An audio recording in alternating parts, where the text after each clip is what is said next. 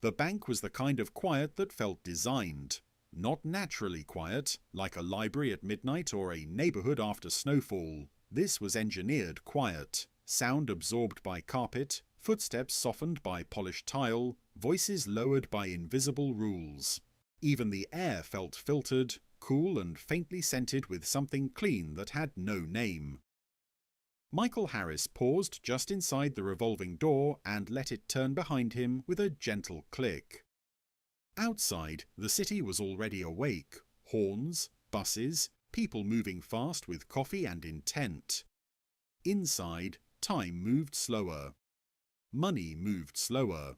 People moved slower when they were surrounded by marble and glass, and the illusion that nothing bad could happen here. Michael adjusted the strap of his messenger bag and scanned the lobby. There were 3 teller stations open. A couple in matching raincoats stood at one counter, leaning close to each other as they whispered. An older white man sat in the waiting chairs with a newspaper folded in half, his knee bouncing like he'd been waiting too long for a world that had once obeyed him. A young white woman in a blazer tapped rapidly at her phone, eyes darting between the screen and the wall clock. And then there was the security guard, a tall white man with a thick neck and a radio clipped to his shoulder. He stood near the entrance, arms crossed, pretending to watch everything equally, until Michael walked in. The guard's gaze slid toward him, stuck for a half beat too long, then moved away like it had simply bumped into him by accident. Michael felt the familiar tightening behind his ribs. Not fear, not exactly, more like awareness. The kind you develop when you learn early that there are rooms you're allowed to enter but not allowed to relax in. He walked toward the nearest open teller station. A woman behind the counter looked up.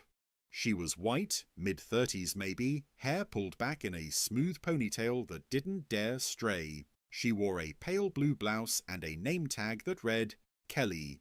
She offered a professional smile, the type that's taught in training videos, friendly, efficient, not too warm.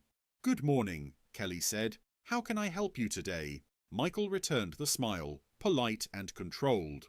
"Morning. I need to deposit this and get some cash back." He slid a check across the counter along with his ID, placing them neatly like he didn't want to give the moment any excuse to turn messy. The check was substantial, not cartoonishly huge, not the kind you'd see in a lottery photo, but enough that it changed the temperature of the room the second it appeared. Real paper, real ink, real numbers. Michael watched Kelly's eyes drop to the amount. Her eyebrows rose slightly. Her smile didn't disappear, but it tightened. "All right," she said carefully, as if the check might bite. "And this check is made out to you?"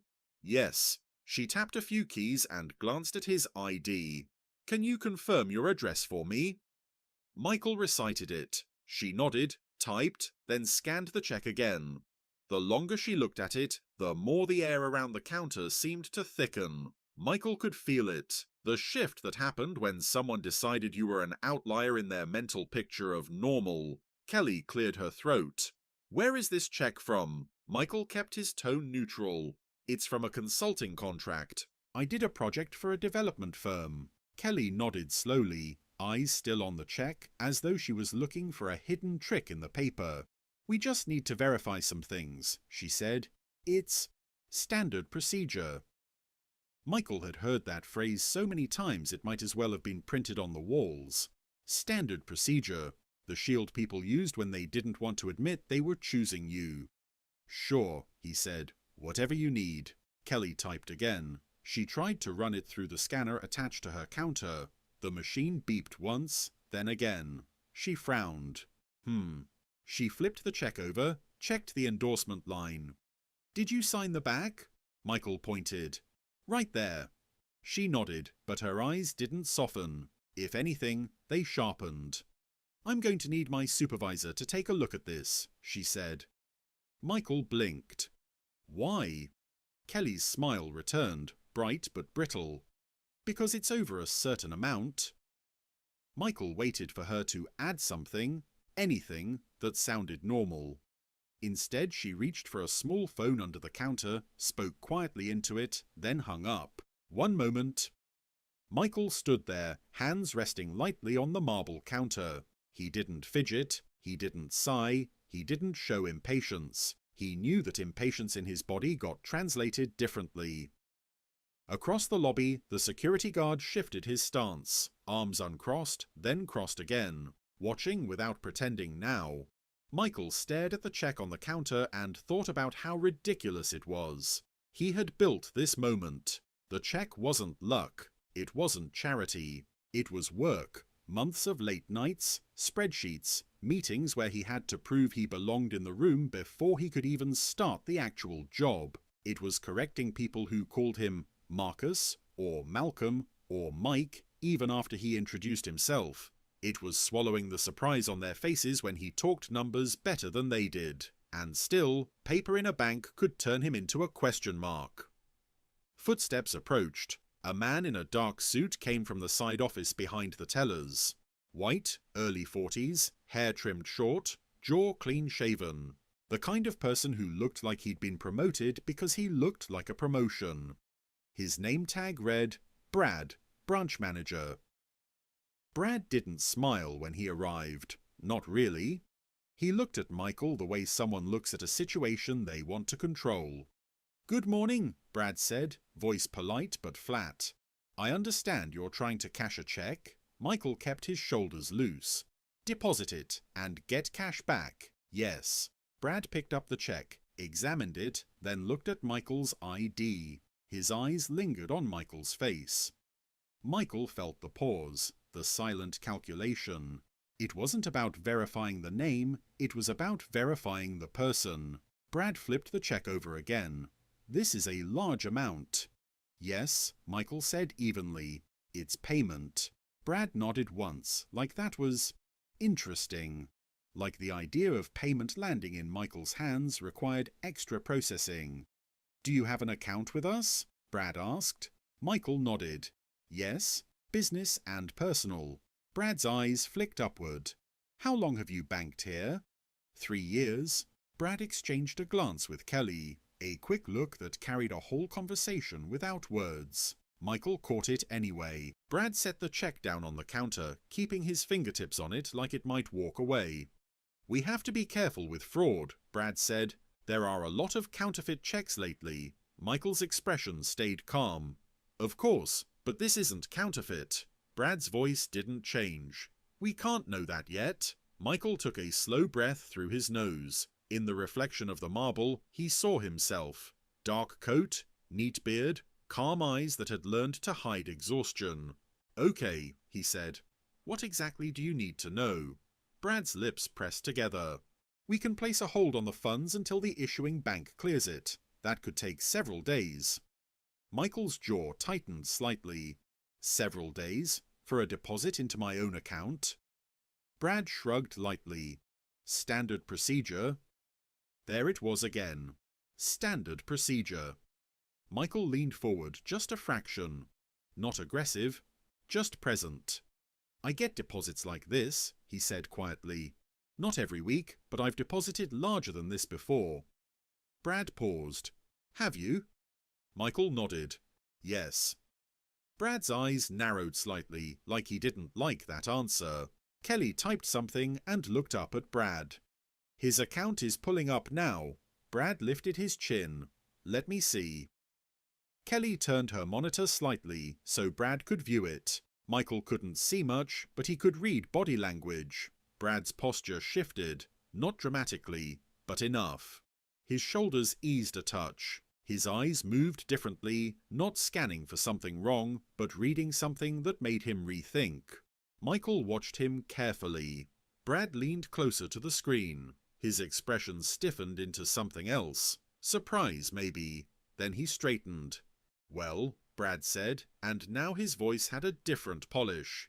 "You do have significant history with us." Michael didn't respond. He waited. Brad cleared his throat and picked up the check again. "This check is from..." He read the issuing company name, and for the first time his eyebrows rose for a reason that had nothing to do with suspicion. It was recognition, the kind reserved for names that carried power. Brad looked at Michael again, and the question in his eyes changed shape. This wasn't, "Who are you?" anymore. This was, "How are you connected to them?" Michael felt something cold settle in his stomach. Brad looked back at the screen, and Michael saw it reflected faintly in the glossy stone. Account details, transaction lines, years of deposits and transfers, a timeline of legitimacy. The truth laid out in numbers. Michael could almost hear the moment Brad's mind corrected itself. Oh, he's not a problem, he's a client. Brad's smile appeared like a mask being put on in a hurry.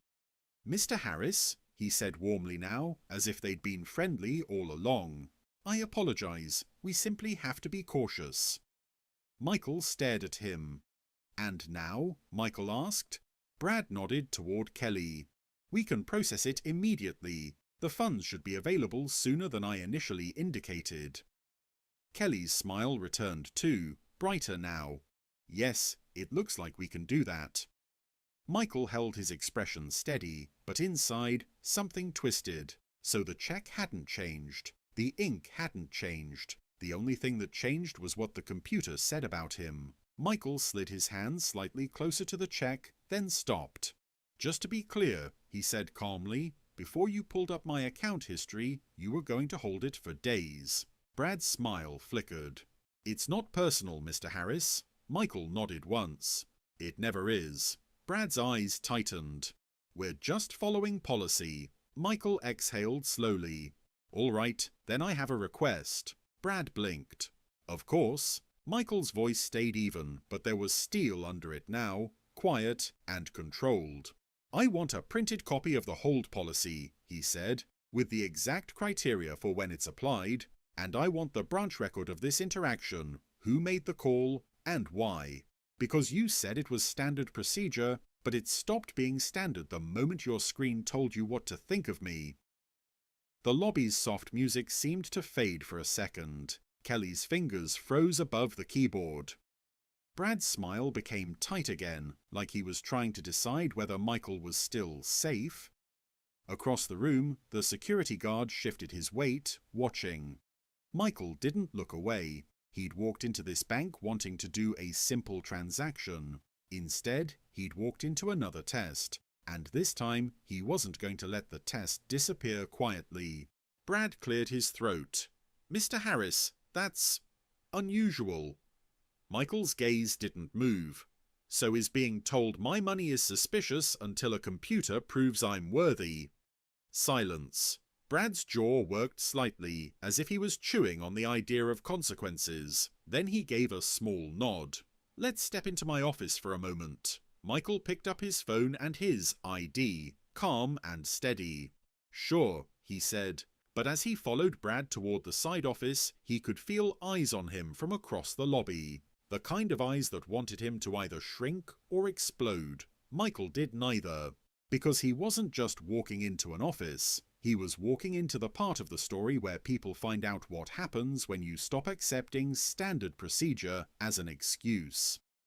And behind the glass door of the manager's office, the bank's computer screen still glowed, quietly holding the truth Brad hadn't wanted to see until it forced him to.